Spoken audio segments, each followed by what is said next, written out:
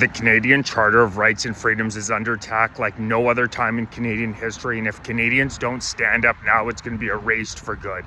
If you're interested in joining the Take Canada Back movement, hit the join button. You'll get exclusive weekly videos and help me mold this movement. Our first rally is Saturday, September 13th, 2 weeks from today, Parliament Hill, starting at noon, getting thousands of patriotic Canadians out on the streets saying enough is enough. The two pillars of Western civilization are sovereignty and free speech. So of course, that's what Mark Carney and the Liberal government are going after immediately. 3 bills in particular, Bill C-2, Bill C-4, Bill C-63 are direct attacks on our charter, even more extreme than what Justin Trudeau did in his disastrous 10-year reign. Bill C-2 defines every Canadian who owns a computer as an electronic device provider. Now, at the back of Bill C-2, it allows the government to deem any electronic device provider who is deemed by the government to be a national security threat or in the national security interest, the ability to access that computer and any communications on any device from that Canadian citizen. This is a more extreme overreach than what we saw in the Patriot Act in the US post 9/11. Do we really want to live in a country where if our government deems you a national security threat, they don't have to go through any legal system, no official jurisdiction, no official justification, they can access any communications? Because I sure as hell don't. That sounds tyrannical as hell to me. Defines again every Canadian who owns a computer as an electronic device provider, and any electronic device provider's communications could be accessed if it's deemed in the national security interest. This would give the Canadian government the ability to access any Canadian's communications at any point for any bullshit justification. Bill C-2 also, for the same so-called national security interest, allows the government to access any Canadian's mail without notifying them. So if they deem it in the national security interest, they can open your mail without notifying you. Again, extreme overreach unlike anything we've ever seen in Canada. Bill C-2, back of the bill, they put it at the very back of 100 pages. The scumbags always think the Canadian people are not going to read through these entire bills and see what they're doing, and they know the lapdog media at the CBC CTV will do absolutely no reporting on it. Bill C-4 absolves the Liberal government of responsibility for any wrongdoing with Canadians' data dating back to the year 2000. So the Canadian government has collected, the Liberals have collected millions of pieces of Canadians' data dating back to the year 2000. They automatically get quite a bit of information in the run-up to the election, and then throughout the course of the year. Of course, they collect data in many different, some malevolent ways, but regardless, there are certain rules that they need to follow with how they use that data, how they share that data, how they collect that data.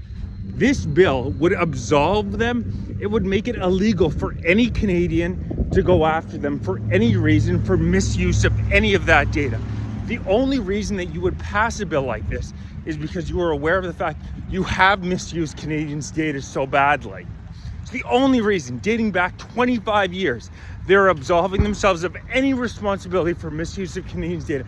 Can you imagine? Just think about it. In the past decade, the scandals under the Trudeau government, the most unethical government we've ever had in Canada, the SNC-Lavalin scandal, the WE scandal, watchdog after watchdog coming out and saying that this government did not follow the protocols that are laid out, that they are absolutely legally mandated to follow.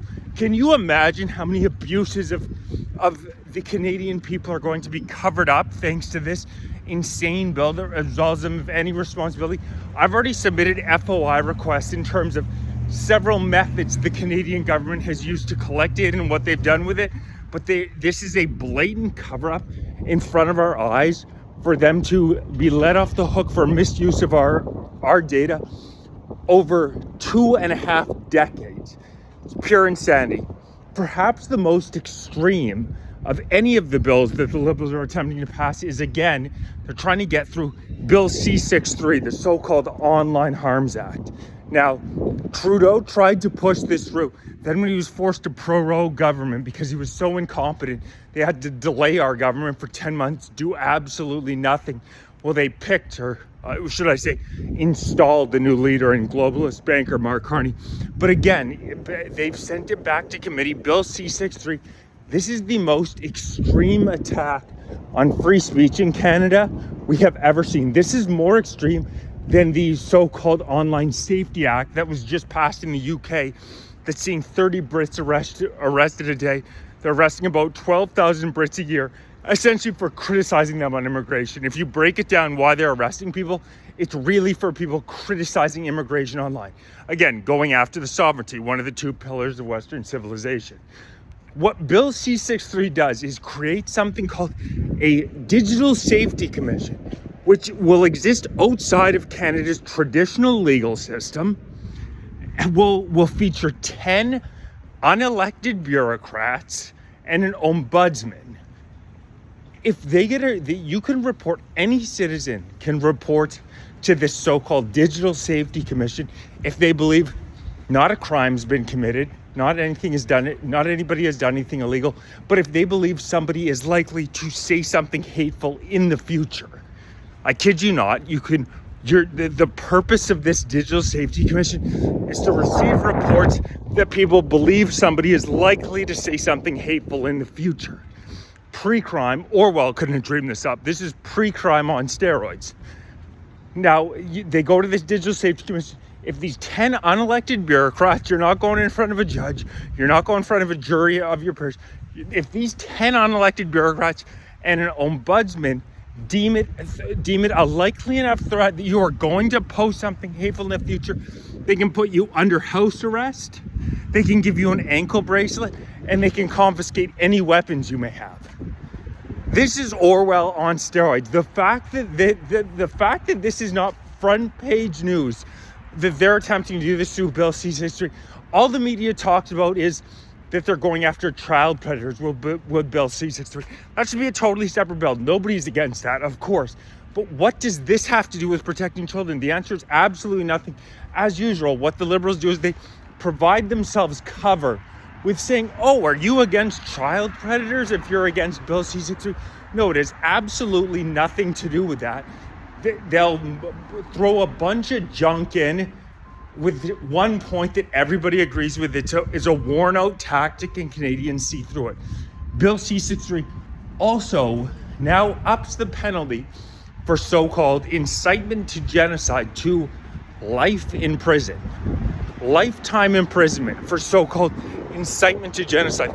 I've seen a hell of a lot of incitement to genocide, I would say, on our streets over the past 2 years, and they've received police escorts as far as I can see.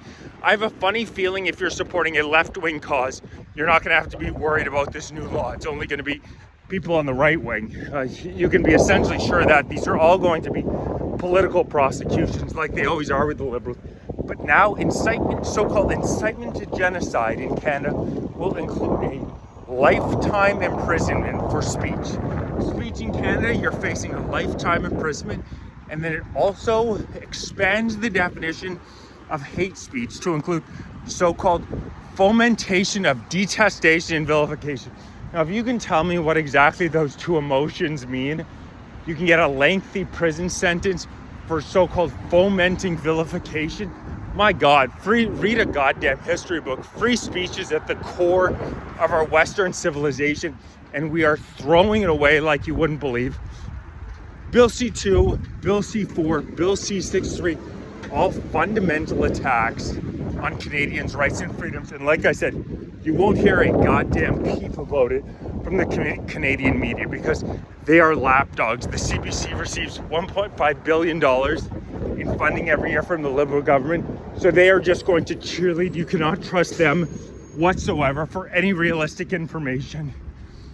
If you're interested in supporting independent media like me, setting up rallies, getting the truth out there as best I can, join the movement. If you're watching on TikTok, please make sure you're following on YouTube. I have 11K subscribers now, and the Canadian government does not like dissidents. And Saturday, September 13th, Take Canada Back rally. Make sure you're there.